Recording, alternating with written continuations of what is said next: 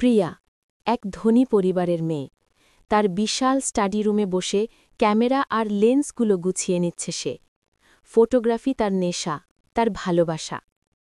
ঠিক তখনই রুমে ঢুকলেন তার বাবা রায় সাহেব। গম্ভীর কণ্ঠে বললেন, প্রিয়া, এখন সময় এসেছে সমাজের উপযোগী কিছু করার। এই সব ক্যামেরা নিয়ে ঘোরাঘুরি তোমার মানায় না। প্রিয়া মুখে হাসল, বলল, ঠিক আছে বাবা।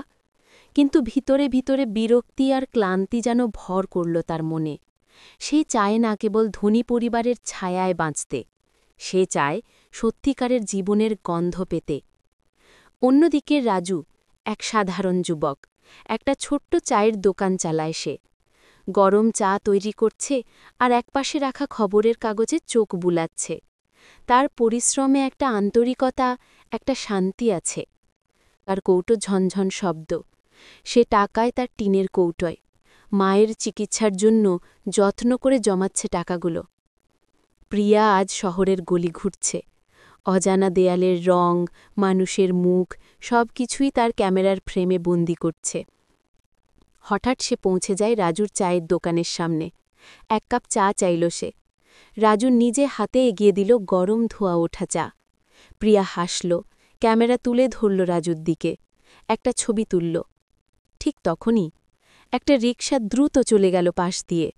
প্রিয়া চমকে উঠে ভারসাম্য হারাল, আর তার দামি ক্যামেরা নিচে পড়ে যাচ্ছিল।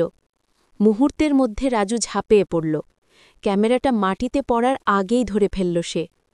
প্রিয়া থমকে গেল, বিস্ময়ে তাকিয়ে রইল রাজুর দিকে। রাজু শান্তভাবে ক্যামেরাটা ফিরিয়ে দিয়ে বলল, সাবধানে চলবেন, রাস্তাঘাটে অন্যমনস্ক হতে নেই। প্রিয়া কৃতজ্ঞতা জানাতে বকশিস দিতে চাইল, কিন্তু রাজু হেসে মাথা নাড়ল। মানুষের উপকার করা আমার কর্তব্য, এর জন্য পয়সা লাগে না।